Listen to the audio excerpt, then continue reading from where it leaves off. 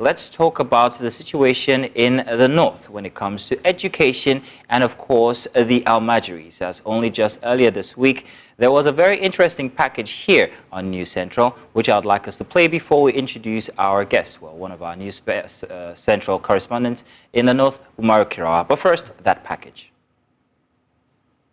A smile by this child amidst the resilience of not knowing when and how to get food on the street of Maiduguri, the Borno state capital. These children wandered the street in search of food and other support from individuals in the metropolis, a retrogressive narrative that News Central keeps reporting in search of an action. The National Assembly, under the able leadership of His Excellency Dr. Tajuddin Abbas, is determined to provide funds in the 2025 budget for the Almajiri and out-of-school children in line with the renewed hope agenda of His Excellency President Ahmed Bola Tinubu.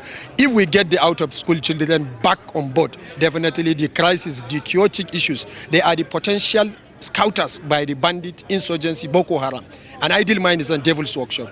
It's an enlightened interest of the government to engage them, to call them, to put them into and use and utilize them in all aspects of life, in all aspects, ramification of discharge of this country. Without engaging the out-of-school children, definitely there is no way we can solve the insecurity. By extension, insecurity is not only the king of arms. No, leaving your own children doing nothing is a catastrophe and it's a disaster in future. So therefore, we will work towards that, not only working on the present out-of-school children, we will go even into the health sector to control the birth system, where parents that are giving birth to children that they cannot cater and cook for. The chairman of the House of Representatives Committee on National Security flagged off the disbursement of 20 million naira scholarship to vulnerable students of Jeri and urged them to volunteer as teachers to help in their nearby areas. I should advise our government to continue with this kind of programs and to create even more of this so that it will help the less privileged ones to pursue their studies.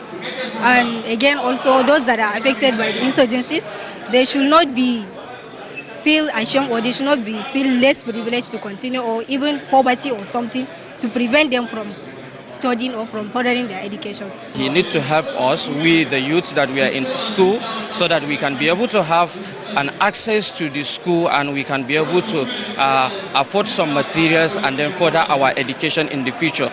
Mitigating the insecurity bedeviling the region and Nigeria as a whole seems to require an effective mechanism to tackle the social factors that contribute to the problem. In Maiduguri for News Central, Umaru Kirawa.